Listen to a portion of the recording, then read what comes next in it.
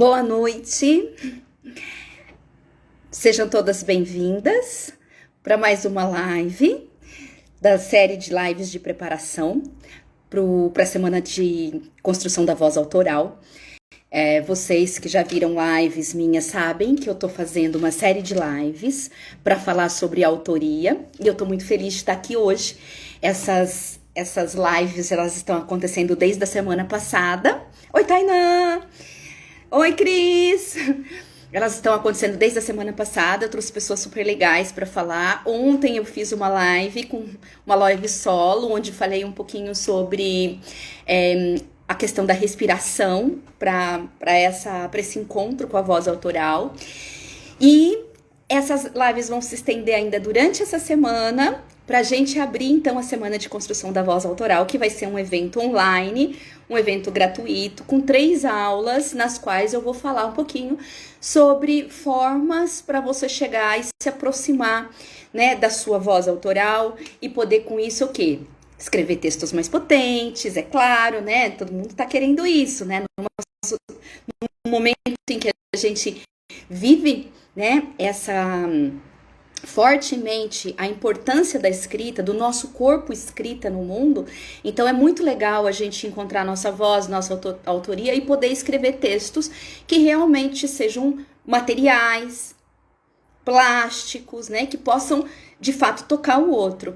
Mas a autoria, ela tá muito além de textos, né? A autoria, ela tem a ver com um ser no mundo, um ser e um estar no mundo, um ser que produz marcas, que produz rastros, né? Que deixa suas pegadas, né? Então, a busca por uma voz autoral, ela passa pela construção de uma vida mais bonita, né? De uma vida mais ativa, mais criativa, mais potente, né? De uma vida que se pareça também com uma obra de arte. O que é uma obra de arte? É algo que afeta, algo que toca, algo que não passa despercebido, né? Então, é nesse campo que a gente está conversando, né, durante essas 2 semanas para entrar na semana de construção da voz autoral. Então, se você gosta de escrever, se você não gosta muito de escrever, mas tem muita vontade de se inscrever de um jeito bacana na vida, de pensar pelo menos sobre isso, de refletir profundamente sobre essas questões, porque antes de tudo, o que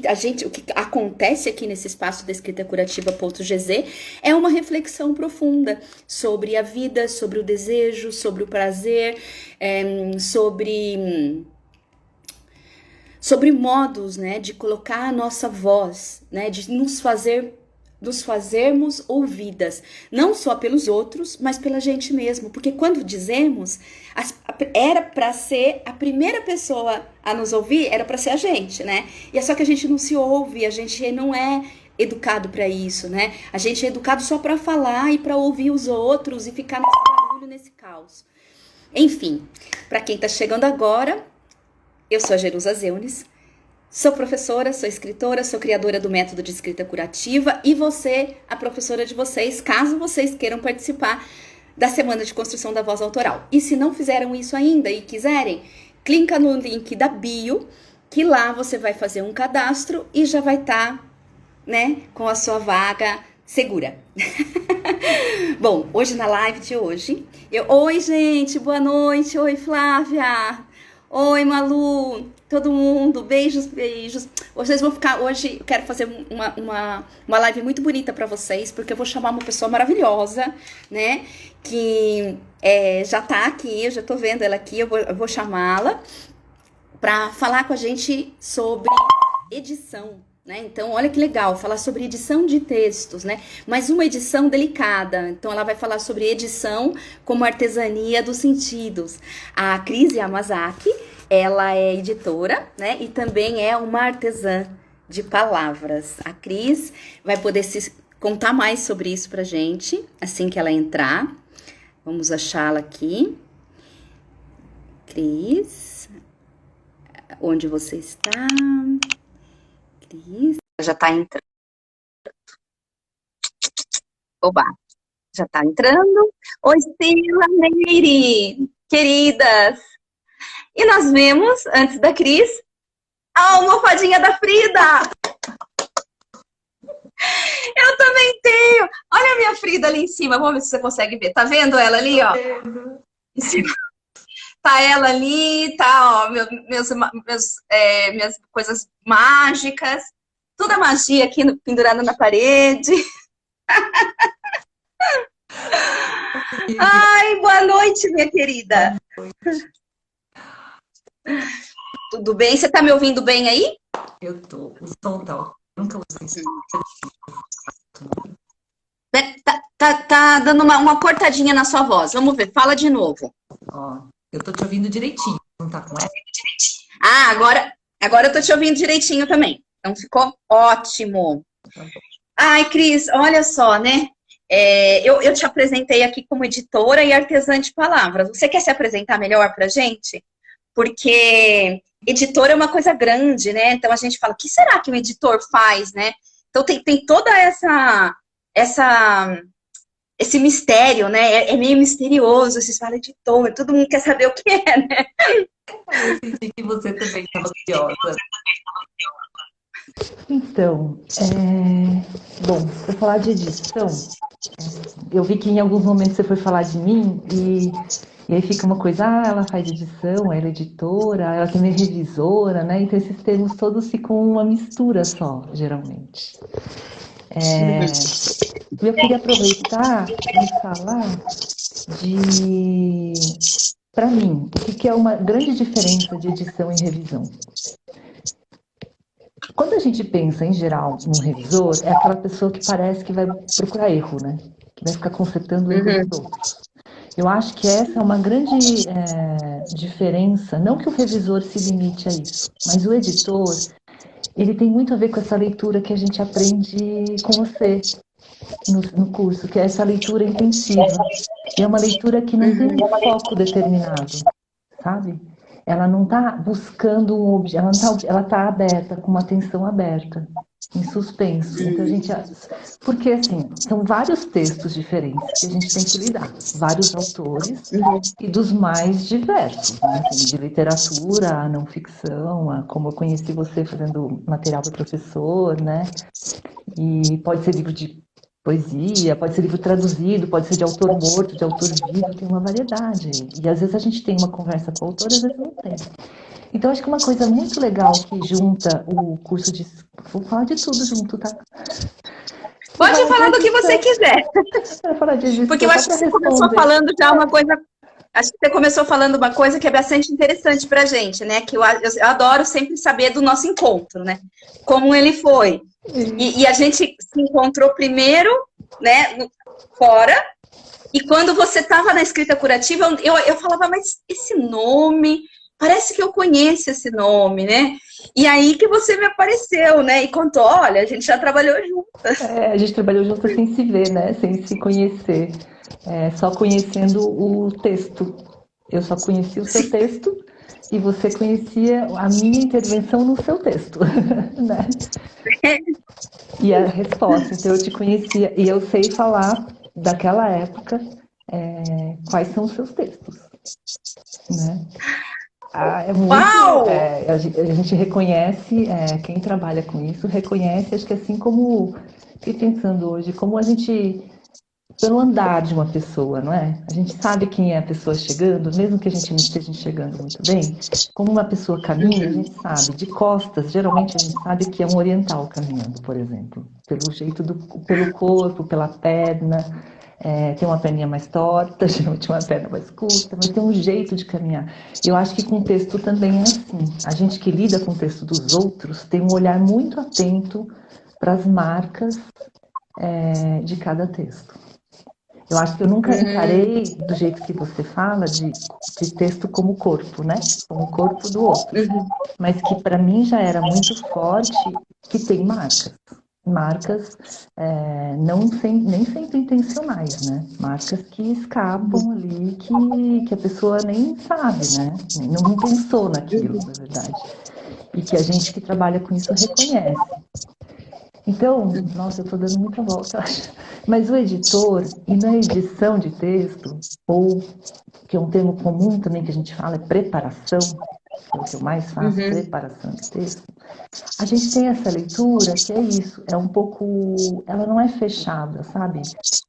Não tem um objetivo, você lê o texto olhando para muitas coisas ao mesmo tempo.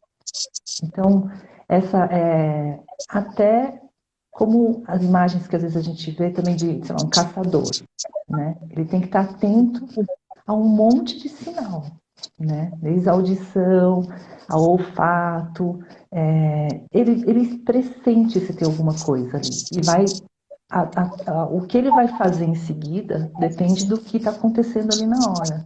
Eu acho que a preparação de texto e a edição tem isso, sabe? É uma leitura que a gente vai sentindo o que vai ser feito conforme a gente vai lendo. Ela não é tão definida anteriormente. Isso depende muito do material, né? Mas assim, hoje em dia, que eu acho que um curso como o seu traz, e essas leituras todas que a gente faz, mesmo sem entender grande coisa, né? De Deleuze, desses filósofos todos, e ouvindo você, e passando pela experiência da escrita curativa, que a gente aprende a ler também, não escrever só, né? Eu acho que isso tudo contribui para isso, para tornar mais consciente, né? Que é uma leitura que eu já fazia, que eu acho que não é que eu sempre fiz desse jeito, não. Provavelmente não, com certeza. Eu trabalho com isso há 25 anos, né? Assim, lá atrás, não era assim meu trabalho, né? Meu trabalho provavelmente era mais fechadinho nas normas, né? Na norma padrão, no que tinha que fazer, no que me falaram que era certo. Aí, com a experiência, a gente vai talvez, acho que pode falar dessa autoria, né? A gente vai assumindo essa autoria no trabalho com o texto, né? Assim, você tem mais segurança para fazer algumas coisas. Não acho, a gente vai chegar mais nisso, né? Da autoria é bem complexo, eu acho também. Eu fiquei pensando um pouquinho nisso, né? Porque a gente sabia que a gente ia acabar falando, né? Mas eu acho que tem isso, com a experiência com o texto, e provavelmente com outros trabalhos assim também, a gente se sente mais autor do trabalho, não do texto do outro, do meu trabalho. E aí eu consigo fazer essa leitura que é assim meio tateando e que ela não é a leitura que vai buscar erro. Porque isso é uma ideia bem comum, né? Assim, de que a gente vai procurar erro. E não é nada disso, eu acho, na minha visão. Né? Na minha visão. Que talvez o revisor tenha um pouco mais esse olhar normativo e tal. O revisor tem uma grande diferença aqui. Então, quando a gente fala revisão em editora de livro, pelo menos, é quando o material já está com uma carinha de livro, ele já está diagramado, ele já está em umas etapas mais finais. Aí, realmente, a intervenção é menor. Então, ele vai corrigir coisinhas que escaparam, vai fazer sugestão também. Mas o que vem antes disso é uma intervenção maior. Né? Então, dependendo do livro, a pessoa escreve uns trechos juntos, se for didáticos, é meio comum isso, né? Mas em outros livros, não. O preparador pode sugerir, pode... Tem uma coisa... Ai, só eu tô falando aqui. Não, mas eu tô adorando. E olha, e já a Paulinha falou assim, nossa, eu tô amando essa live, porque eu nunca imaginei isso, que era de edição. Então tem um monte de gente já amando aqui nesse nosso diálogo, porque as pessoas não sabem mesmo. É muito difícil. É um trabalho muito invisível, e principalmente o do preparador. Edição, assim, as pessoas geralmente associam com o editor do livro, né? A pessoa que tem a editora, o que cuida daquela publicação. Um termo muito comum na nossa área é a preparação, e esse é o mais invisível, eu acho, mais que tradutor, mais que revisor, porque o revisor aí, você fala, existe o revisor, existe o tradutor, o preparador é bem desconhecido, né?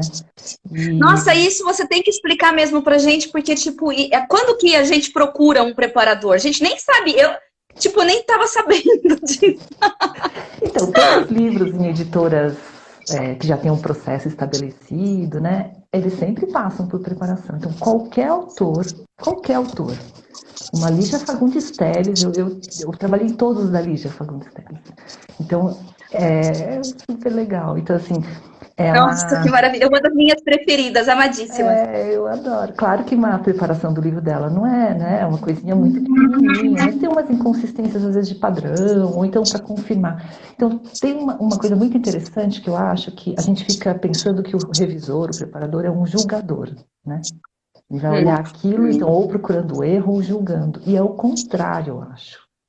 É uma leitura, além de ser essa leitura que eu falei, que é uma leitura que vai tateando, tá? Uma leitura não inteligente.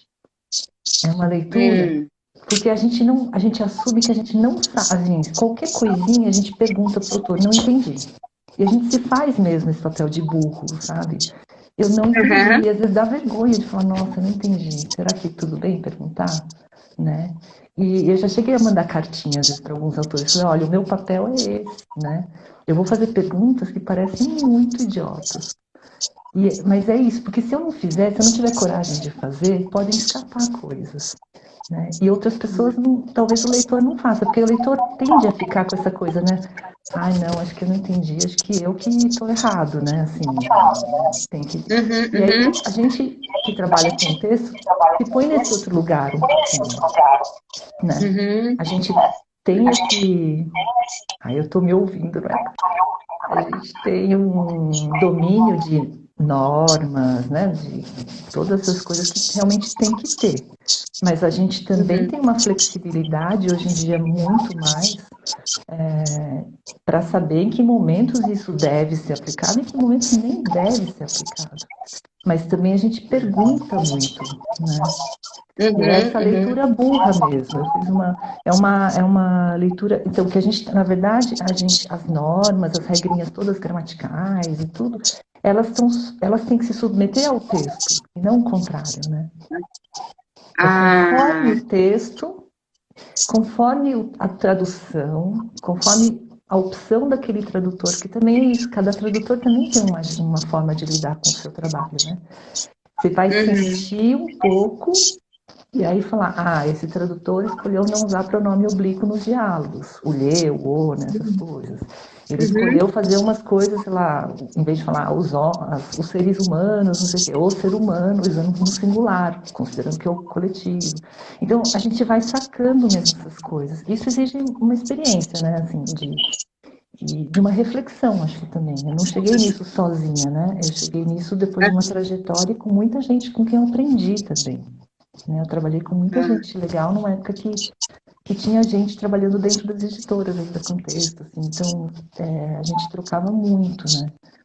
E aí um curso de escrita curativa, o que eu acho que é muito legal é isso, que vai assim, bom, tornou mais presente para mim que um texto é um corpo, né? Então, é isso. Então, eu não encarava desse jeito, né? Ao mesmo tempo, fiquei pensando que a gente... eu não sei. Acho que a gente também não pode ter esse medo, né? De, eu tô tocando no outro. Assim, eu tenho que fazer o meu trabalho, né? Então, eu vou apontando.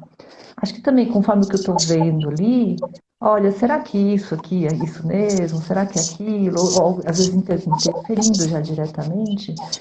E a fronteira entre o que eu estou fazendo e o autor, geralmente, nas editoras maiores, tem uma pessoa da editora. E ela que faz, porque eu não falo com o autor, né?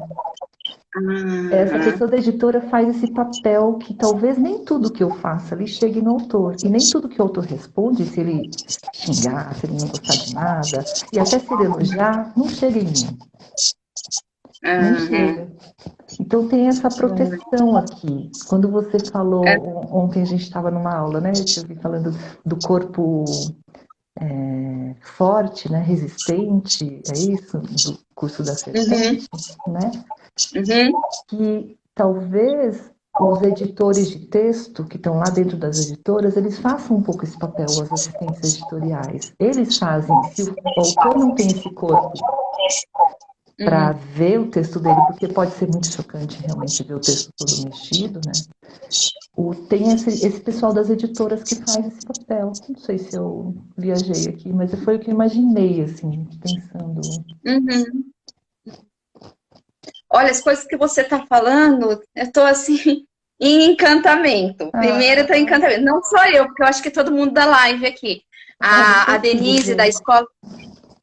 Ah, mas não se preocupe, porque eu vou contando para você. Depois tem um monte de coisa linda, mas a Denise aqui da Escola Arapoti, ela disse, olha que interessante, ela amou isso, que a norma se submete ao poético, né? Que é essa singularidade que você está falando, né? Do escritor, porque ele tem uma singularidade. Quando eu fiquei pensando, enquanto você ia falando, né? Do corpo andando, e você falou do corpo oriental, que ele anda de um modo específico e tal, eu fiquei me lembrando um pouco do Deleuze, que ele fala dos tiques. Então, a gente vê o tique da pessoa, tem um leve mexer de ruga, enrugar o olho e tal. E na escrita, né, isso a gente começa a perceber o que é um tique daquele corpo, né? A Denise, que está aqui falando bastante, super interagindo com a gente, falou, ó, você não viajou não, tá tudo fazendo sentido, ela falou para você. Dá para entender hoje. E ela já fez esse curso que você está fazendo do Esquizo Histórias, e ela também, a gente falou sobre o tique, em algum momento a gente vai entrar. Mas ficou bem claro para mim como essa marca autoral, né, ela se aproxima de algo que é específico daquela pessoa, né? E aí eu gostei muito também, eu até marquei, porque vocês nessas lives que eu estou trazendo, eu estou aprendendo tanto, que vocês não têm noção. Eu fico anotando tudo aqui, desde que a Amanda chegou a primeira vez, eu anotei cadernos aqui. Mas você falou a coisa do caçador, né? E eu achei tão bonito você falar do caçador, né? Porque você está procurando as pistas, né? O caçador é esse, que ele está muito atento às pistas. E aí eu lembrei de um mitólogo, que é o Ginsburg, ele fala sobre mito, e ele vai falar que o narrador, ele é um caçador. Ele vai fazer essa metáfora, ele vai falar que ele é um caçador, um detetive, então ele vai usar 3 imagens. O caçador, o detetive e o médico. Olha que interessante, porque o médico faz diagnóstico. Então, de algum modo, eu fiquei pensando também, né, em você, nessa fronteira também, entre esse caçador que caça, né, tá caçando alguma coisa, mas também um médico que vai mexer nesse corpo e vai diagnosticar, né, sei lá, as doenças, as gripezinhas, os problemas, e conversar com E aí eu acho que o que você está chamando de leitura burra, né, que a gente entende, que você tem que fazer, que você não sabe, eu acho que é de uma escuta, na verdade, né? É uma escuta muito sensível, né? É uma escuta sensível, pro imperceptível do texto, porque passou pelo escritor, passou por quem leu primeiro, porque um escritor, eu pego tomando por base a minha pessoa, né? Nunca eu vou mandar o livro sem ter mandado para um amigo, para um amante, para uma irmã. Várias pessoas leram. E provavelmente passou despercebido por muito até chegar na mão da preparação, né? Da preparadora, né? Então é muito bonito esse trabalho, porque é uma malha fina ali mesmo, né? É isso. E a gente tem uma noção de que é só correção, né? Então, eu vou dar para o meu vizinho que é bom em português, né? Ou uma tia que é boa em português, e ela vai dar conta. E não é isso, né? Não tem nada a ver com isso. Eu acho que... Não tem. É muito ruim para a gente, na verdade, né? E os autores também, assim, acho que as editoras acabam nem explicando exatamente o que vai acontecer, né? Muitas não explicam. Então, também, quando o autor recebe de volta, ele tem uma imagem negativa às vezes, né? Porque ele tá achando com esse julgamento de que a gente está lá apontando o erro, né? Eu tenho tentado, e não dá para ficar explicando tudo, assim, senão o trabalho não anda, né? Então a gente vai fazendo.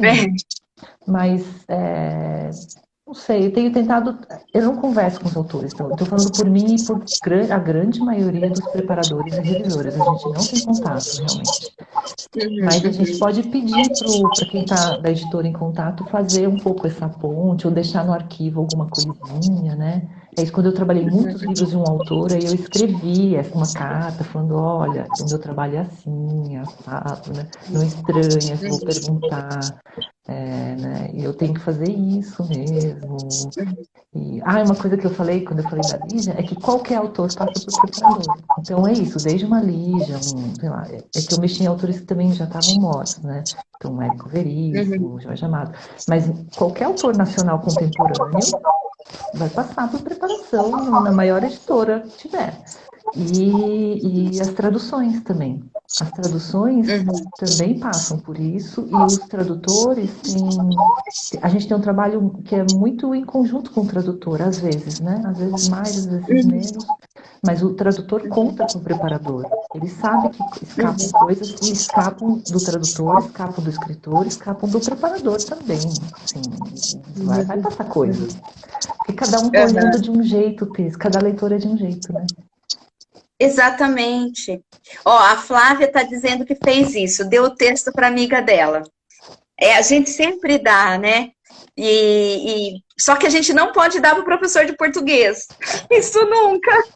Porque o professor de português, e olha, eu sou professora de português, ele vai querer mexer, né? Então, eu posso falar, não é nada contra o professor de português. Amo, mas é que o professor de português vai tentar encontrar esse erro aí, que às vezes é a nossa voz, né? Assim, eu acho que eu também fui assim, né? Assim, não vou falar que essa visão que eu tenho. Voltou. Tinha um eco, né? Eu vi a Amanda escrevendo aqui, 2 aparelhos. Agora sumiu. Não, mas agora voltou. Tá, então tá bom.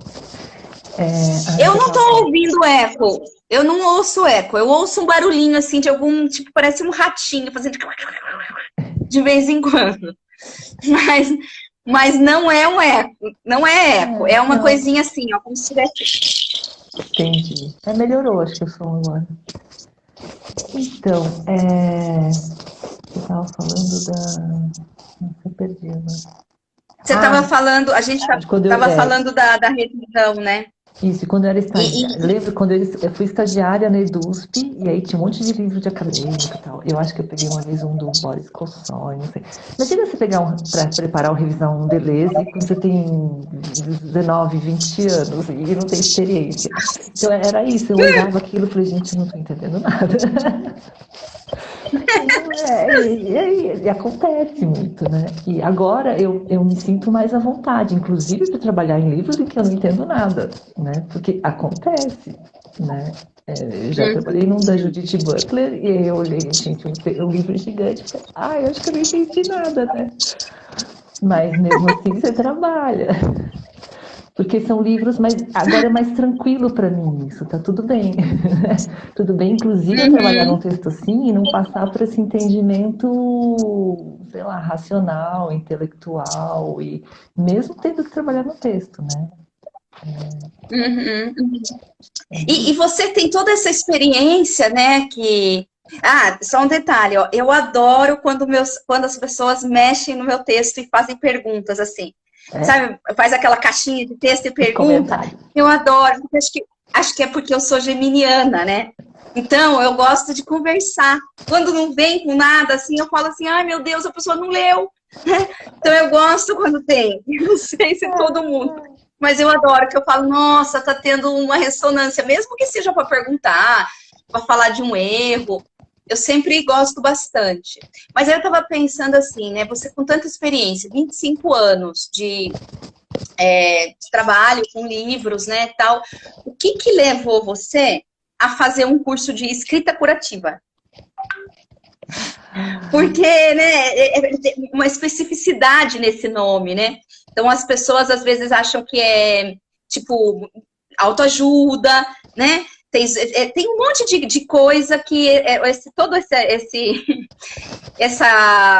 perfil aqui é feito para falar, gente, não, eu não vou curar a criança interior, nós não vamos curar a criança interior, né? Não é disso que se trata. Então, tem toda um trabalho. Mas o nome é escrita curativa, né? Então, como é que foi isso para você, assim? Como é que você chega nesse curso? Bom, eu te conheci, é isso, nos trabalhos, né? E o trabalho específico que eu te conheci é um monte de material para professor, né? De apoio a livros de literatura voltados para professor. E tem várias pessoas que escrevem. Mas o seu tinha um jeito diferente. Ele tem um jeito diferente de ser. E aí dava para, inclusive, sacar pelas referências, né? Você traz, assim, bem de leve algumas coisas, né? O vocabulário, né? Além da forma de escrever, isso tem um estilo, não sei, não é só um estilo, né? É isso, tem as marcas todas. Tem os tique, né? Que a gente está falando de tique agora. E tem aquela frase da Sully Runick, né? As marcas que escrevem, né? São as marcas que escrevem, é isso. Exatamente. E aí, assim, eu sempre me chamou a atenção. E daí eu não sei porque eu descobri você como escrita curativa. Acho que você tinha um site já, né? Escrita curativa. Aí nisso a Amanda, que deve estar aqui, Amanda falou, não sei também porquê, ela falou, ela faz comigo o curso de esquizoanálise e tal. Aí a gente ficou com isso, né? Então, quando eu vi, acho que eu vi aquela live primeiro, o anúncio do curso, aquela live que você fez primeira para falar do curso, né? E eu confesso que acho que eu não foquei tanto no curativo, eu foquei na escrita. Que legal! Foquei na escrita. E foi uma coisa de pandemia, assim, durante a pandemia eu comecei a fazer, no começo da pandemia, fui fazer primeiro curso, assim, ligado à escrita, que na verdade eu também não prestei atenção que tinha oficina de escrita, eu nunca tinha feito esses cursos.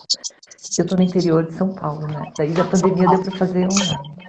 E era escrita de... E você tá em Botucatu, né? A gente esqueci de falar que tá em Botucatu. Lugar frio pra caramba. Tá frio. Aí... E eu entrei sem saber que era oficina de escrita. Sei lá, eu achei que ia ficar falando daqui do tema, não sei. E aí eu levei um susto e foi super legal, assim, eu adorei aquela dinâmica, isso que é comum, mas eu não sabia, né? Que você escreve e lê, as pessoas falam. E tive um retorno que me animou muito. Eu falei, acho que eu vou fazer mais curso. Aí eu comecei a fazer uns, assim... mas eu sabia que o seu não era isso, eu sabia, porque você sente que não é, eu vi você explicando, né, e eu falei, não é um curso de escrita criativa, né, e inclusive Só. Não é exatamente isso, tem alguma coisa diferente, e que também eu senti que os cursos de escrita criativa mais tradicionais, eu faço um, né? Que eu acho legais também. Eu faço um mais longo com a CIS Brasil, né? Que a princípio dura 1 ano, acho que vai durar até mais agora. Mas assim, são cursos mais formatadinhos, quadradinhos, que eu acho que ajudam muito quem quer escrever e produzir, né? Mas eu sabia que eu estava sentindo falta de outra coisa, sabe? Que não fosse isso, que fosse de uma escrita mais potente, mas assim, que extravase, sabe? Essa coisa. Não sei, eu sentia falta. Eu falei, eu acho que preciso de outra coisa, né? Inclusive porque eu não estava conseguindo muito fazer os outros exercícios, né? De exercícios do curso de escrita criativa mesmo. Então eu entrei assim, muito animada, sabendo que era uma coisa que ia mexer mais comigo, ia provavelmente... que foi o que acontece, que eu acho que todo mundo... É como se fosse uma escrita que mexe, sei lá, como se a gente estivesse enfiando a mão nos órgãos da gente, sabe? Uma coisa assim, viva e gelada e que se mexe. E é isso, que vem para fora, não sei, é outra coisa.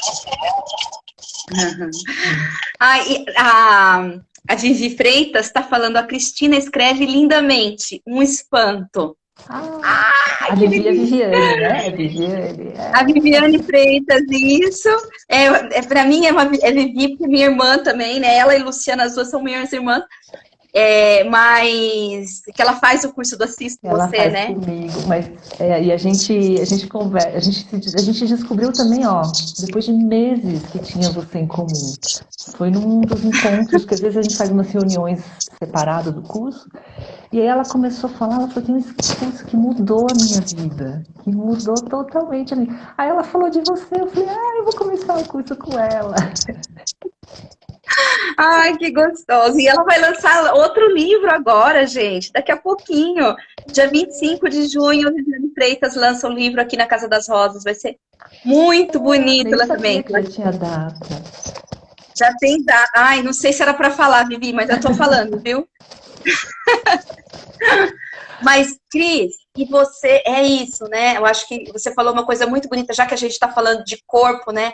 Olha como fica, quando a gente vira essa chave de pensar o texto como corpo, a gente começa mesmo a entrar numa outra semântica, porque você falou, é como se colocasse a mão nos órgãos, né? Eu gostei muito disso, né? E você conseguiu fazer isso, extravasar? Você sente que você extravasou sua escrita? Ah, eu acho que sim. Não tem como, né? Se a gente participa, né, experimenta os exercícios, é muito difícil não acontecer isso. Por mais que a gente não queira, né? Por mais que a gente não queira. Tenho essa experiência de a gente fazer os exercícios. Não vou falar muito, né? Vai ser a leitura... Não, pode falar, não tem problema. Toda gente de casa aqui tá aqui. E ter o retorno das pessoas, né? E não tem como ficar... É um retorno diferente também desse de escrita criativa, né? É outra coisa, é uma outra leitura que você ensina a gente a fazer, que você vai orientando a gente a fazer. E isso para mim é um desafio ainda, eu acho. Apesar de eu trabalhar lendo, né? Então é isso, eu trabalho lendo o tempo todo, mas também é uma outra chavinha, assim. Tem umas coisas... Não sei, é isso. É fácil para mim identificar num texto escrito as marcas. Agora, num texto corpo, num texto voz, uma pessoa ali, é diferente, né? É muito diferente. Então, como é Mas isso? é uma experiência, né? É uma delícia, né? É muito legal, é muito legal. Porque daí você não consegue mais ler o texto de uma Paulinha, por exemplo, sem ver a Paulinha.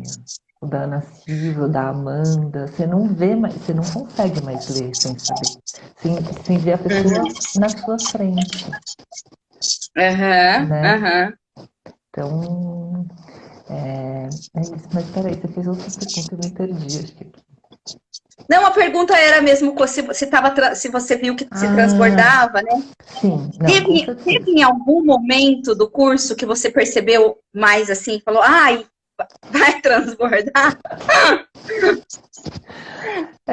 Eu acho que a resposta de todo mundo que passa, quase todo mundo que passa por esse curso é aquele miolinho dele, né? Que o começo você vai só fazendo você vai trazendo assim para onde você quer, né? Para o meio, assim, para o miolo do negócio. Eu acho que é ali, é o do intruso, né? É o do herói, né? Do intruso, acho que principalmente é onde a gente mexe mais. E do animal também. Até pensei hoje, estava revendo minhas anotações do Louva-a-Deus, que o Louva-a-Deus, do jeito que eu fiz, também é isso, né? É um animal, um bicho que fica atento a tudo, né? Eu ressaltei isso, né? Que ele vai em cima ele é todo delicadinho, né? Mas ele é muito predador e ele é forte, né? Ele é violento também, se ele quiser, né? Mas ele tá lá, ele se mistura, ele vira folha, né? Ele vira... E olha, você usou essa metáfora do caçador, né? Porque ele é muito caçador, né? Isso. Muito legal, muito legal. A Silvia que tá aqui, gente. A Silvia, nossa! Olha a Silvia! Maravilhosa. Ela que tá falando tanto aqui, falando que eu tinha visto Silvia, mas agora que eu tô nossa, gente, nossa! Eu não consigo. Tá falando dos seus textos, da sua calma, né? Desse seu corpo, né? Mas que eu acho que o Louva-a-Deus é violento aí também. Mas tem toda esse corpo, né? O Louva-a-Deus, né? Ele se parece mesmo, né? Se a gente for pegar, como você está falando, né? Esse corpo autoral, né? Que é muito... Ele tem um movimento muito oriental também, né? Muito delicado, muito sutil. Então, achei bem legal isso, bem legal. E, Cris, e você no meio desses livros todos, você não sente, assim, um desejo de publicar o seu? Saiu fora das perguntas que a gente tinha pensado. Então, na verdade, assim, aquilo, né, que eu ouvi as meninas, é a mesma coisa. É uma história de escrever quando era adolescente, né, escrever, de ter o sonho de, virar escritora. Eu escrevia carta para os escritores. Quando eu era adolescente, pré-adolescente, eu mandava carta. Naquela época ainda dava para mandar, eu mandava para as editoras, elas repassavam para os autores. E eles respondiam, quer dizer, não sei se eram eles ou secretária, alguém respondia, né? Mas isso desde os 12, 13, 14 anos, até os 16 anos. E aí eu ficava mandando cartas dizendo que eu queria ser escritora e tal. Eu tenho algumas respostas, né? Mas aí depois eu abandonei, né? Aí eu queria fazer jornalismo, aí quando eu descobri um curso na USP que tinha uma produção editorial, eu falei, vou fazer isso, que é trabalhar com livro. Então eu fui fazer esse curso específico, né? E aí fiquei trabalhando no texto dos outros e não escrevi, né? Eu acho que tem uma coisa que impacta a gente que trabalha com o texto dos outros e trabalha com livro, que também dá medo, né? É assim, a gente cala a voz, né? A gente cala. Sim. Eu acho que sim. Você fica numa posição, principalmente lá quando é mais nova, a gente fica nessa posição de, eles estão lá num outro patamar, né? Quem sou eu aqui? No máximo eu vou ficar mexendo no texto, né? E ainda mais normativo, provavelmente, assim, eu também era assim, mais regrinha e tal. E é só com o tempo que você vai tendo essa flexibilidade, falando, não precisa ser assim, né?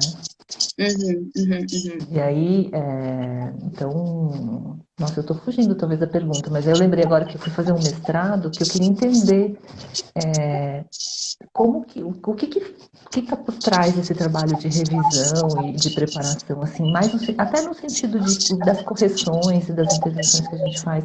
Como que alguém decide aquilo que vai fazer, sabe? Então, aí tinha uma orientadora que tinha trabalhado com coisas sobre teorias de psicolinguística, como funciona, como que a gente lê um texto, né? Porque a gente não lê o que está lá na frente, a gente vai tentando adivinhar o texto, a gente não enxerga o que está lá, né?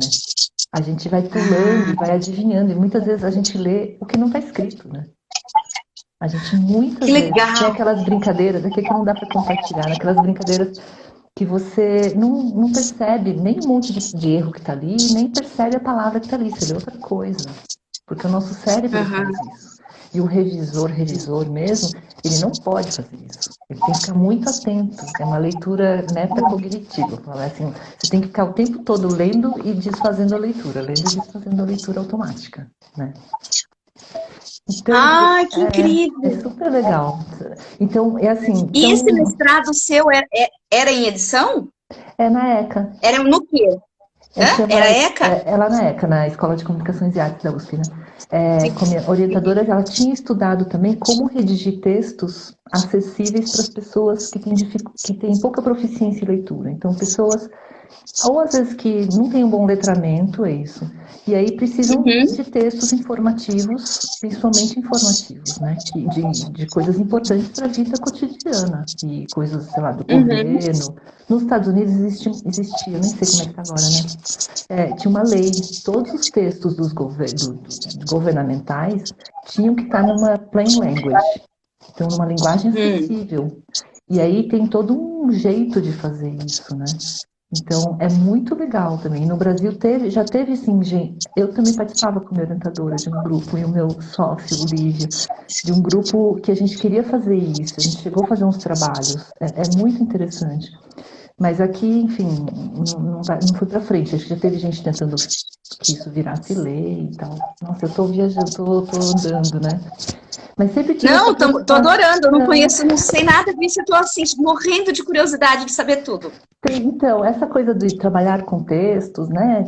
Trabalhar redigindo textos, trabalhar mexendo no texto do outro, eu acho que eu sempre tive esse interesse em entender um pouco do que está por trás, da formação, como formar. Essa é uma grande questão, as pessoas das editoras sabem, a Lucila, eu sempre pego lá no pé e falo, gente, a gente precisa formar pessoas, e não é fácil, porque é um tipo de trabalho que a gente só aprende fazendo, né? Aqui eu nem falei da artesania, né? Tá no título da artesania, tinha feito umas anotações. Que a gente chega... Isso, né? A gente precisa fazer, a gente precisa pôr a mão na massa. É muito difícil. Você faz crochê, tricô, essas coisas? Não. Eu não sei, mas já fiz um cachecol só. Vai tentar explicar para alguém? Não, você já fez, ó. Aí, quando a minha. Nossa, agora você perguntou pra mim, eu lembrei da minha avó, ela que me ensinou a fazer um cachecol. Eu fiz um cachecol, mas há mil anos de anos atrás. Mas eu acho a coisa mais linda do universo inteiro. Agora, vai tentar ensinar alguém a fazer isso só oralmente, por exemplo, sem mostrar. Nossa! Vai tentar explicar como faz num manual escrito, mesmo desenhado também. Então, como ensinar esse tipo de coisa? É um pouco parecido com preparação. Como ensinar? Você tem que ensinar fazendo, e fazendo junto, e pegando na mão e fazendo junto. Tendo uma mentoria. Ensinar na experiência, né? É fazendo ali. E a gente chamou essa conversa aqui de artesania, eu acho que também um pouco que tem isso de... Na hora que a gente faz uma coisa manual, é uma forma de pensar com as mãos também, né? Tem umas pessoas que trazem essa ideia, né? De pensar com as mãos, pensar com o corpo, pensar fazendo, né? O Ingold, o Sennett. Então, é isso. Enquanto aquelas mulheres todas em rodas, senhorinhas, às vezes, fazendo alguma coisa de manualidade, e conversando e fazendo, é um jeito de estar filosofando também, né? Exatamente.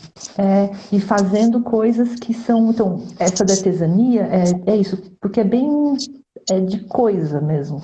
A gente tem ferramentas, a gente tem a lã, a linha, tem peso, né?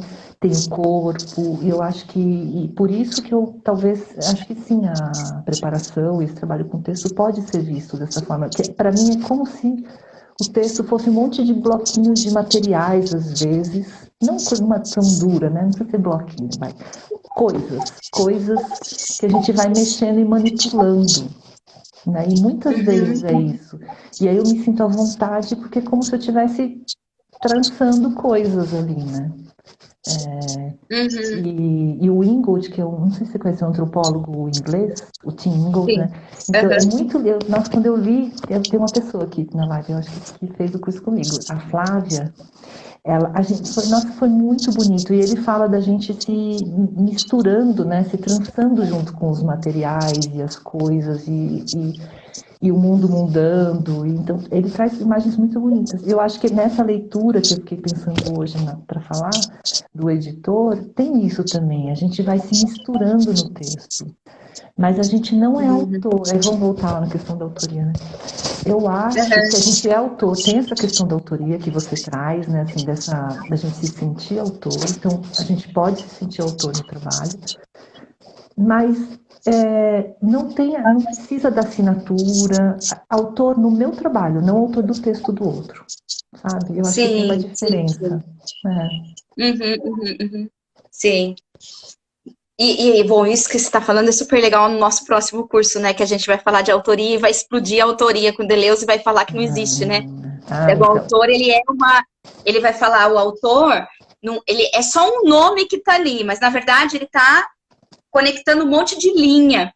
E quando você está falando dos quadradinhos, para mim faz todo sentido os quadradinhos, porque eu vejo os textos como linhas. Eu sempre acho muito difícil de explicar. Eu vejo assim a linha vindo aqui, puxando assim, fazendo assim, fazendo assim. Então, é assim que eu leio os textos. Vocês estão lendo e eu tô vendo aquela linha que vai para cima, o corte, a hora que ela corta, a hora que vai. E geralmente eu tô falando muito mais do movimento e do ritmo de um texto do que praticamente do sentido, da significação do texto, sabe? E a Paulinha a Silvia agora trouxe uma outra pergunta para você, que ela falou, nossa, fico pensando que deve ter... Bom, tem um monte de perguntas, tem um monte de comentário. As pessoas falaram muito, assim, tipo, ficaram lembrando do tempo que... Acho que foi não sei se foi a Silvia ou se foi a Flávia, mas ficar lembrando do tempo que estava na escola e o professor corrigia a redação. Fizeram um monte de viagem aqui na sua live, né? Mas a Silvia falou, fico pensando que deve ter sido uma experiência bem diferente as leituras dos textos dos colegas na escrita curativa, né? Porque era, de algum modo, né, meio livre, né? Então, A Malu do percurso tá conversando com a Silvia, né, que são amiguinhas, dizendo assim, ó, tava pensando mesmo, ali era uma leitura esquizoafetiva. Eu acho que você tem que comentar isso, porque tá todo mundo falando sobre isso. Ó, por isso que eu acho que o mais difícil para mim, você perguntou onde mexeu mais, acho que, assim, na escrita foi ali no intruso, né? Agora, como um todo, o desafio para mim foi a leitura. Foi a leitura, tanto que eu não consegui comentar muito, né? Hoje eu voltei no Facebook das meninas e falei, nossa, eu comentei tão pouco ali, porque eu me senti exatamente assim, não é a leitura que eu estou acostumada. Bom, também não é o texto escrito, né? São elas lendo, o corpo delas lendo. E eu achei mais difícil, sabia? Sair de uma posição de julgador, eu achei super difícil. Eu acho que eu voltei hoje lá e você sabe que eu não fiz o último exercício. E aí eu não vi os últimos delas também, mas eu vou fazer porque eu quero ver. Até hoje eu não fui ver o último de ninguém porque eu não fiz o meu. Mas você sabe que, olha, a Silvia tá falando, eu ficava aguardando a leitura dela. Olha aí, tinha gente te aguardando. Desculpa, meninas, pior que eu comentei tão pouco, mas eu via. Só que eu ficava paralisada às vezes, eu não conseguia. E as leituras também é isso, né? As leituras de outras pessoas aqui foram tão lindas, e para mim também, né? Eu vi hoje os meus vídeos e os comentários delas. Eram tão gostosos, sabe? E eu não sei ser assim, talvez, nessa leitura, assim, de derramar, né? Talvez eu consiga mais na escrita, mas na escrita do que eu não sei é diferente. Não sei explicar. Nossa, mas a sua escrita é super poética, super imagética, forte. Eu acho que tem a ver muito com o que você falou, de escrever, né? De pensar com as mãos. Eu acho que é essa coisa de pensar com o corpo todo, né? Porque a Malu falou que está de recuperação. Mas porque você trouxe muito, né? Os seus textos, eles foram ficando cada vez mais corporais, né? Até chegar naquele último, que daí já tinha o pé andando e já tinha barulho de pedra, já começou a ficar super sensorial. Você trouxe uns autores aí, e eu lembro muito, né? Seria tão bom se todo mundo lesse um autor que é um filósofo da dança, que se chama José Gil. E ele fala de abrir o corpo, da consciência escorrer para o corpo inteiro e deixar o corpo inteiro falar. E acho que tem isso também no bordado, né? E agora eu fico com uma vontade de contar uma coisa, que eu tenho um livro infantil, que eu passei por uma artista incrível, né, para ela ler. Ela falou, posso fazer um negócio aqui? Eu falei, faz o que você quiser, passei só para ela ler. Ela fez um trabalho de bordado, todo bordado. Ela é maravilhosa, ela chama Liliana Pardim. E que eu tô assim em choque ainda. Depois você vai ver que coisa linda. Já que você é do bordado, eu vou mostrar para você esse livro, ele ainda é secreto. Mas eu vou te mostrar porque é a coisa mais maravilhosa do universo. Eu nem sou tanto do bordado, eu sou um pouquinho de tudo, um pouquinho de cada coisa, mas eu não sou nada especialista em nada. Tem eu também, eu sou assim, eu vou passando... Que eu anotei, você falando do texto, para mim também, que eu vejo ele como as linhas, e quando a gente trabalha, que hoje a gente trabalha pouco no papel, né? Às vezes eu imprimo os textos que eu tenho que trabalhar, e você risca, né? Traz para lá, traz para cá. Mas tem uma citação que é do Estar Vivo, do Ingold. Ele fala do texto como uma malha de linhas entrelaçadas, inscritas através de movimentos gestuais da mão. Né? É super bonito, ele tem um monte de coisa que eu fico anotando, né? E não é qualquer texto, né? Porque você também fala, é o texto acontecimento, o livro acontecimento, ele tem que ter esse gestual, né? Sim. Ele tem que ter esse gesto. E aí a leitura também que não é essa leitura tradicional, também tem isso, ela capta isso, né? Sim, sim. E você sabe que você está falando do gesto, e o Agamben, ele fala, para ele, a definição do autor é um gesto. Ele fala que o autor é um gesto que não pôde se conter e foi jogado na escrita. Depois, daí ele vai refletir sobre isso, né? Daí ele vai dizer assim, que depois que foi feito aquele gesto, o autor sai, ele se retira. Mas ele estava ali naquele gesto. É bonito, né? É bem bonito. Pensar isso. As pessoas perguntam sempre para mim, né? Mas da onde eu queria ler mais, né? Sobre essa ideia de texto e corpo, né? Desse jeito que eu falo, né? Essa ligação mesmo que não é só uma metáfora, né? Ela é muito material, né? Muito concreta. Aí eu falo, eu não sei dizer porque é uma ideia que fica meio disseminada, mas não tem um lugar onde você vai e leia. Você tem que construir mesmo, né? Um fala uma coisinha de gesto aqui, outro fala uma coisinha de pele ali, mas não tá junta tudo, né? E agora a pergunta que não quer calar. Porque você falou da edição, né? Eu acho que todo mundo tá pensando isso. E você, né? Como você se sente quando você é, assim, editada, preparada, revisada? Porque pode ser, assim, que você tenha lembranças também, né? Como falaram aí lá da nossa redação na escola, que o professor ia escrevia, né? Como é isso para você? Ou mesmo no curso de escrita curativa, né? Quando as pessoas comentavam, porque as pessoas comentavam muito no seu texto, né? Uhum. Chegou uma hora que você começou, acho que depois do Louva a Deus, assim, todo mundo começou a falar, meu Deus, louva a Deus, louva a Deus. E aí todo mundo ficava esperando chegar, como disse a Amanda aqui, aquele caderno incrível que você trazia, que já vai sair muita coisa boa daí, né? E como que era para você quando você ouvia falar? E principalmente quando você ouvia falar coisas que você não tinha sacado ainda, né? Porque às vezes as pessoas falam coisas que a gente não tinha pensado nisso. Mas essa resposta é fácil. E vocês só falaram coisas boas e bonitas. É lindo! Imagina uma mulher, gente. Imagina uma mulher que faz 25 anos que ela trabalha com edição e que ela editou só, tipo, a Lígia, né? E mais tantos outros, né? Ela editou até a Jerusa. Tô brincando. Não pude deixar essa piada passar. Mas imagina só como que uma pessoa dessa escreve. Eu fico assim, pensando... Não sei como que ela já não está com milhares de livros escritos. Não é tão fácil assim, né? E eu acho que isso talvez tenha mais medo, dá mais medo, né? Nossa, dá muito mais medo, paralisa. Acho que vocês também, que é professor de português, né? Quem já fez mestrado, doutorado em literatura, tem uma expectativa de que vai ser tudo maravilhoso. Não é assim. Né? Cada vez que você vai se especializando mais você vai ficando tensa. Quando eu criei o curso de escrita curativa, nunca pensei assim que ele ia abrir. Era para os meus orientandos da faculdade.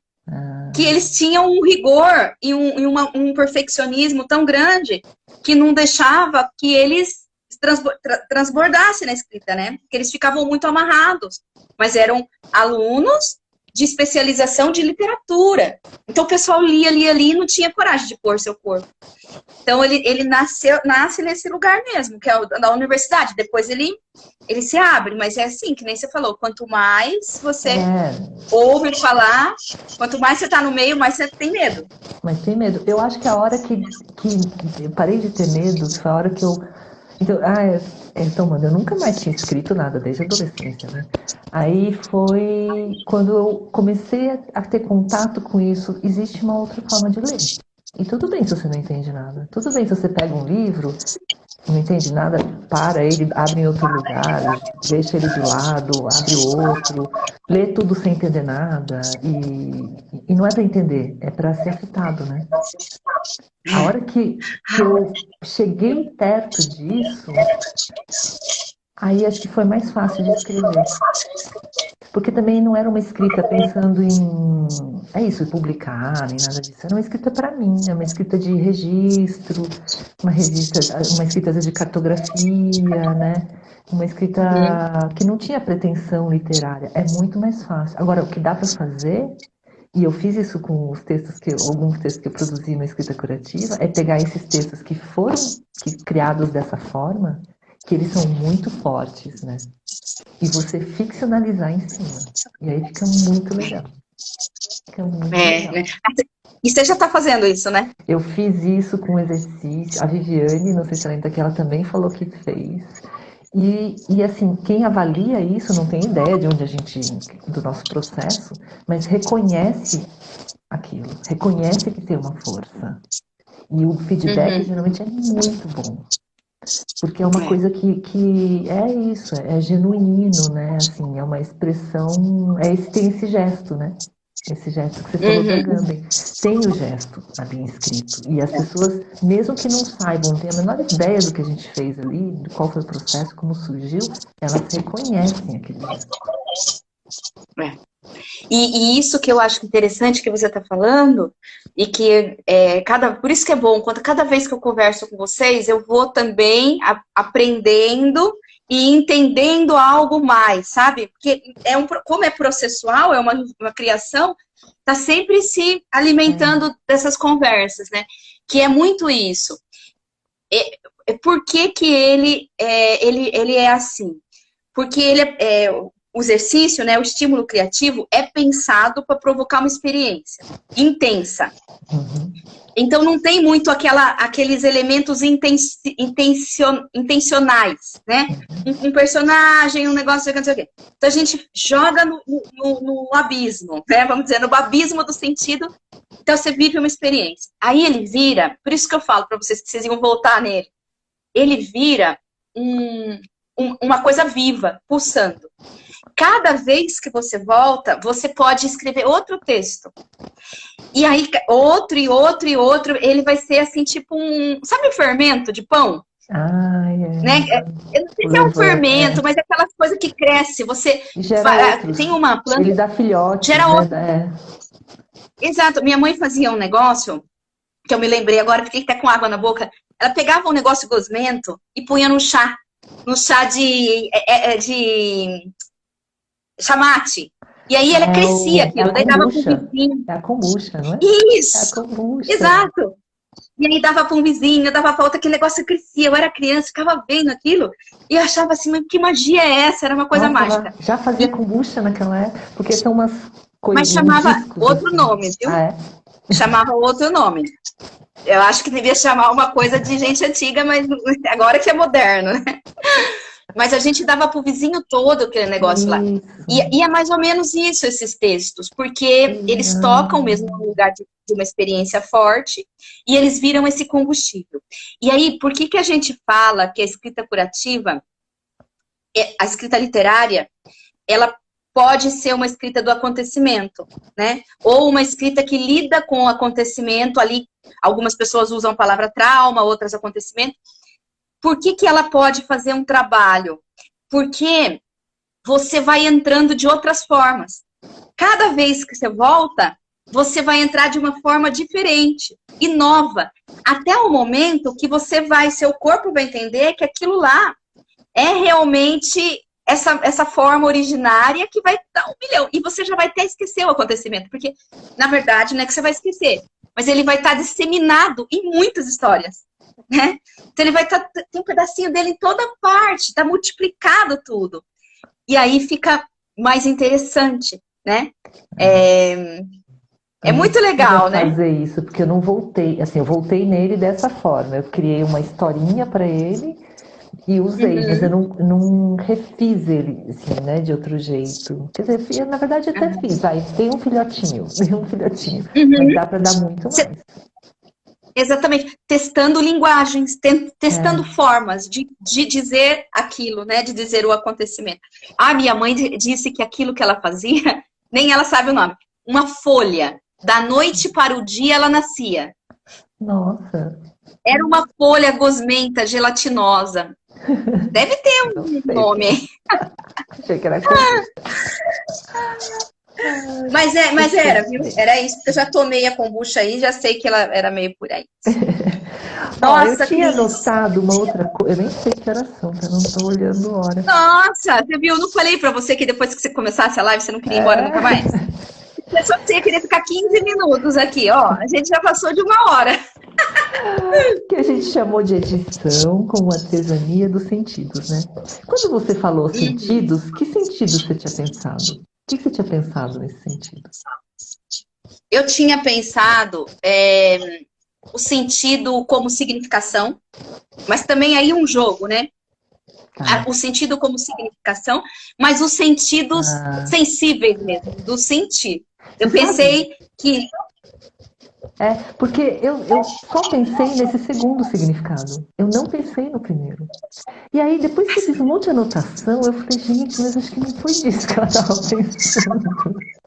Ela estava pensando na significação, e eu anotei um monte de coisa que não era isso, né? E eu achei curioso, porque eu estava mais ligada com essa coisa do corpo, eu acho. Acho que era isso. Mas que bom, né? Que ótimo, porque na verdade era para isso mesmo, né? Porque o sentido no sentido de significação, ele aprisiona muito, né? O texto, por isso, né? nem pensei nele. Então, é curioso, eu nem pensei. Aí eu anotei que, assim, que essa leitura, para mim, ideal desse editor, de preparador, ideal para todo mundo que está lendo um texto, é de abrir os poros, né? De ter um corpo receptivo, de ter órgãos sensórios abertos, né? Novos órgãos sensórios, assim, para essa leitura. E aí tem uma coisa que o Ingold fala também, bom, o livro dele chama Estar Vivo, né? Que ele fala, é muito importante dar atenção. Tem um livro dele que chama Estar Vivo. É tão lindo esse livro. E acho que passa por várias... Ele faz uma leitura, inclusive com críticas, né? E uma releitura de Deleuze também. Um monte de áreas, assim. É bem legal, é bem bonito. E aí ele fala da importância dessa atenção ao mundo, né? Dessa atenção aberta. E isso é estar vivo para o mundo, né? E eu acho que para a leitura é isso também, mais do que para escrita. Para escrita também, porque para escrita você percebe tudo isso e aí escreve. Para fora, né? Não para dentro. Para fora, né? Que eu não sei, eu só sei assim de ouvir um pouquinho da Virginia Castrup, mas quando ela fala da atenção também, dessa atenção que a gente suspende, aí redireciona, e aí deixa vir o que está acontecendo, né? Então, nossa, que bonito, quase parece uma meditação, né? Não é? Que bonito isso. Para, suspende, deixa vir o que tá bonito, muito bonito. Ó, deixa eu te falar uma coisa. Eu acho que as pessoas também chegaram pensando assim que um editor, ele ia fazer um artesanato da significação, né? Então, acho que o legal é isso mesmo, né?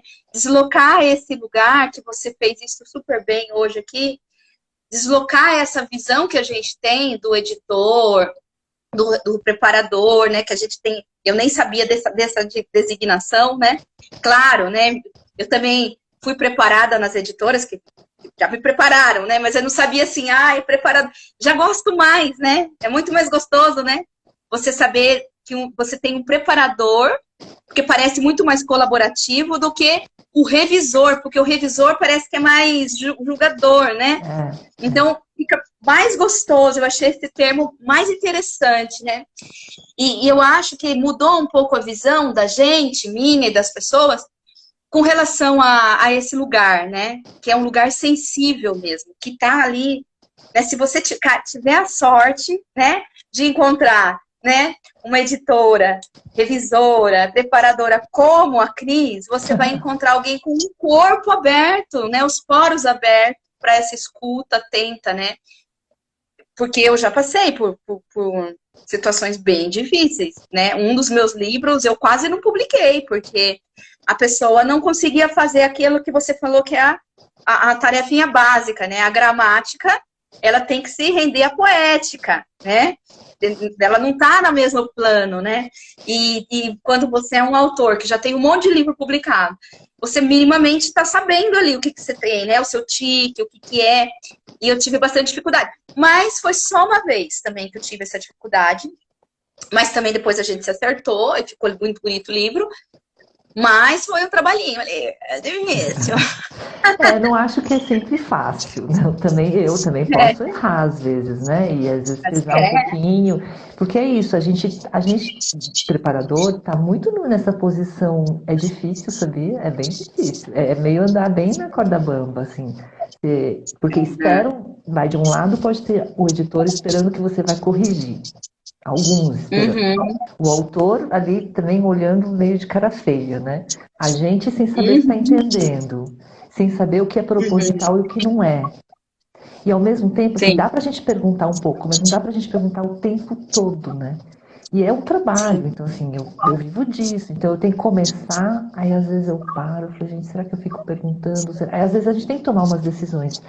A maioria tá assim, então eu vou seguir assim. Agora, se não era para seguir assim, aí alguém vai ter um trabalho de refazer, né? Então e é isso, depende de uma certa experiência e uma segurança que pode ser essa autoria, de você falar, eu vou bancar desse jeito. Né? Mas claro que dá insegurança também, dá insegurança, né? Mas essa vulnerabilidade a gente não pode perder, né? Senão a gente fica muito duro, né? Muito endurecido, né? Essa vulnerabilidade, essa fragilidade, esse insabido, né? Tá aberta ao insabido, né? Acho que é super importante. Isso, porque se a gente acha que sabe tudo, aí já era essa leitura. A Ana Paulinha falou que chama kefir, e é isso mesmo. O kefir. É kefir. Mãe, eu acho que é o kefir, até que tinha aquele taf manê que tinha o mesmo gosto. Acho que é kefir, é isso mesmo. Olha, Royal Queen disse, te adoro, mulher. Eu não sei se sou eu que ela adora ou você, mas nós adoramos ela também, porque as mulheres estão falando, se colocando e se amando umas às outras, né? A Fabiana entrou aqui, a Fabi, que era do nosso grupo de escrita curativa, linda, ela é de Botucatu beijo também. De Botucatu. A gente tem um grupo aí em Botucatu, a coisa mais linda, né? Eu também já tô me sentindo de Botucatu, né? Eu tô rodeada, Fabiana. Mas você vem pra cá, não vem? Amanda, Cris. Só gente legal, nossa senhora. Eu vou, com certeza, já aceitei ao vivo aqui. Minha mãe disse, nossa, isso mesmo. E a Malu falou, é bem como uma conversa terapêutica, corpo e poros abertos para uma leitura afetiva. Ai, que bonito. É isso mesmo. É isso mesmo. Agora, o que eu fiz aqui? Foi muito legal que eu não tinha, na verdade, eu parei para pensar no editor desse jeito hoje. Foi a hora que eu sentei, porque é uma coisa dessa leitura que consegue operar os conceitos, né? E de usar a caixa de ferramentas, né? Então, de pegar isso, mesmo sem eu entender grande coisa, de nada disso, mas de usar isso como ferramenta e falar, eu posso encarar, eu posso pensar no que eu faço dessa forma. Eu não tinha feito isso, foi muito legal para organizar. Eu não tinha pensado. E eu acho que a gente tem que dar mais voz, realmente, ao preparador. Ele é super... Ele não existe, né? Ele não existe. Nossa, isso é muito bom. É quando a gente fala do... Eu acho que também isso pode ser, assim, muito interessante a gente pensar, porque tem muito a ver com aquele exercício do subalterno, né? Do pé. Que é justamente o que no nosso corpo não tem voz, não é? E, nasceu uma visão aí sua do preparador, que é mesmo, né? Que ele fica ali escondido, você tá trazendo ele à tona. Eu falo sempre, o curso da escrita curativa, ele não acaba quando ele acaba. Ele continua. Assim, a gente começa ele começa a vir, assim, as coisas, por exemplo, como essa, né? Aquele que não tem voz, aquele que não tem voz. Na hora a gente tá vivendo a experiência e a gente precisa esquecer, né? É bem o que você falou, né? Da sua orientadora, né? Tem que ler, esquecer e continuar lendo. E tem uma outra autora que chama Jeanne Marie Gagnaban, que ela fala, né? Que é preciso a gente esquecer para poder lembrar. Então, por exemplo, isso só vem na sua mente, na hora que você está fazendo o exercício, não vem. Mas passado um tempo, que você esqueceu, que ele já ficou disseminado no corpo todo, aí vem um negócio assim lá das entranhas. Por isso, Cris, que as pessoas que fazem curso comigo não desgrudam mais de mim. Porque aí elas vão, elas falam, nossa, eu quero mais um pouquinho desse veneno aí, eu quero essa droguinha. Minha amiga que mora comigo fala um pouco de salada, um pouco de droga. Não é veneno, mas é isso mesmo, porque a gente terminou da curativa, já está enfiado em outra aí, que nem, né, sem entender direito o que vai encarar, já tem outros programados, e eu sei que não acaba, é isso mesmo, eu sei que não acaba nunca. Mas adorei essa coisa de pensar como subalterno, não tinha chegado aí, né? É muito, mas muito bom, né? Olha o Theo também, olha só como é tão legal o curso, gente, que as pessoas, elas começam a se amar perdidamente, assim. Primeiro encontro que o Theo viu a Cris ontem, primeira aula, já veio participar aqui e tá, né, dando aquele fala, às vezes também começa antes de começar os cursos, né? Eu, por exemplo, já tinha começado o curso de escrita curativa com o Cyborg. Então é muito legal mesmo, e a gente fica muito amigo, né? Cris, você sabia que a sua live é a maior de todas até hoje? Não. Que eu fiz? A maior de mais Olha como você... Eu nem sei que horas são. Já são, tipo, são 9h20. 9h20. E você tava toda assim, ai, mas não tem assunto para tanto tempo. Olha quanta coisa você tem para falar, mulher. Não. E provavelmente as pessoas ficaram querendo mais de você. E eu quero continuar fazendo mais trabalho com você. Mas, né, a gente falando mais sobre isso, porque eu acho que tem um monte de gente que quer saber dessas coisas. Então, eu agradeço demais, Cris, a sua presença. Eu adorei conversar. Muito bom, muito bom. É isso. A Tainã também veio aqui. A Tainã veio aqui, que está no nosso grupo, né? Ela também tem a editora Claraboia. O Eduardo Guimarães veio aqui, tem a editora da Fábrica de Canos, que você também já editou o material dele, né? Então, todo mundo veio aqui para aprender com você, né? E eu também fiquei aprendendo muito. Não, para pensar junto. Acho que foi muito legal isso, porque realmente hoje eu pensei com o que a gente passou no curso, com o que eu já tinha lido, com o que eu já fiz. Eu falei, é isso aqui. E eu fiz um monte de rabisco, né? Te mandei foto. Fiz um monte de rabisco. E olha só, né? Adorei. Porque é isso, quando a gente fala que vai fazer uma conversa, daí obriga a gente a pensar, né? Mesmo com o pé. Pode ser com o pé. Não é? Pode ser com o pé. E o pé hoje falou mesmo, hein? Porque trouxe o subalterno. Muito bom. Obrigada. Olha, eu que agradeço. Você, amanhã, Cris, quem vem pra cá falar comigo vai ser uma pessoa linda, que acho que você vai querer muito editar ela, todo mundo vai querer editar ela, que ela chama Ana Brandão. A Ana, a gente vai fazer nossa live também às 20 horas. E olha o título da live, querida. Teia de amparos, tintas, palavras e agulhas nas artes curativas.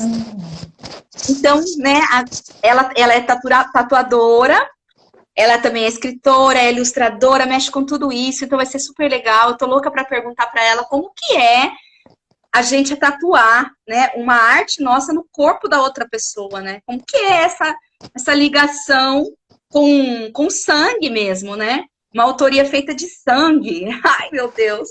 Não é muito diferente do que você também faz, né? Eu acho que Mas eu acho que o dela é mais invisível. O nosso não fica, nem o rastro não fica muito. O dela fica, né? O dela é o contrário. Mas no corpo do autor fica o rastro. Fica o rastro daquela. Eu tenho rastros que são doloridos, daquela experiência bem negativa que eu tive. Mas eu tenho rastros muito delicados, que são essas conversas com você que deu mais segurança, né? Mais profundidade para o meu texto. Mesmo Eduardo Guimarães, os comentários que ele fez, né? Ele faz muito, ele manda texto, escrito. Então, é muito bom. Então, isso a gente guarda muito, mas não fica visível, né? Para as outras pessoas. Isso não. E na quinta tem Então, gente, eu convido todo... Oi? Na quinta-feira Oi? tem a Malu, né? É o último. E na quinta tem a Malu, maravilhosa. Então, gente, se vocês ficarem com dúvidas, quiserem saber mais alguma coisa, adiciona, né? Adiciona, nome não gosta de adiciona, parece que a gente tá pegando e pôr no carrinho do supermercado. Mas começa lá a seguir a Cris, seguem a Cris Yamazaki. Eu sou péssima, vejam, eu não posto nada. Ah, mas agora você vai ter que começar, menina. Não tem jeito, porque agora acho que todo mundo fala assim, ai meu Deus, eu quero trabalhar com a Cris, eu quero fazer preparação do meu livro com a Cris. Então deve ter um monte de gente que vai falar com você. Agora, faz isso com a Cris, entra lá na minha bio, se você está gostando desses assuntos de escrita de autoria, de escrita de si, desses trabalhos todos com a voz, né? De trazer a voz de novo, essa voz, fazer ela soar.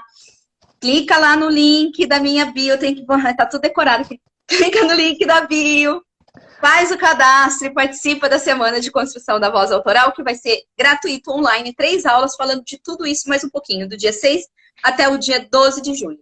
Então eu vejo também. vocês. A gente pode fazer, né? Pode, com certeza. E ó, eu quero agradecer todo mundo que estava aqui, que tem gente assim, Cris, que é maravilhosa, que tá vindo direto, assim, eu já sinto amiga desde criancinha. Desde criancinha, porque tá sempre aqui. Já tô adorando, antes de começar o curso, né? E aqui estão dizendo, Cris, que você é demais, ó. A Elaine Grotti disse que você é demais. Fez coração. O Ricardo Botelho, incrível, o meu amigo maravilhoso, escritor, letrista, né? Faz letras de música incríveis, está aqui. Então, quero mandar um beijo para ele. E, Cris, você quer falar mais alguma coisa? Foi lindo, obrigada. Obrigada para todo mundo que veio. Ó, a Elaine faz muito tempo que eu não vejo. Eu tinha visto a Flávia e a Fabi. Bom, as pessoas mais do curso, né? Mas tem umas pessoas que há muito tempo eu não via. E as que gostoso, né? Do curso da escrita curativa estão aqui também, né? Obrigada. Então, sim. Isso é uma delícia, porque é a hora que a gente pode se encontrar, conversar, bater papo e ser feliz. Obrigada. Cris, obrigada, meu amor. Boa noite para você, bom descanso. Muitos beijos. Gente, beijo.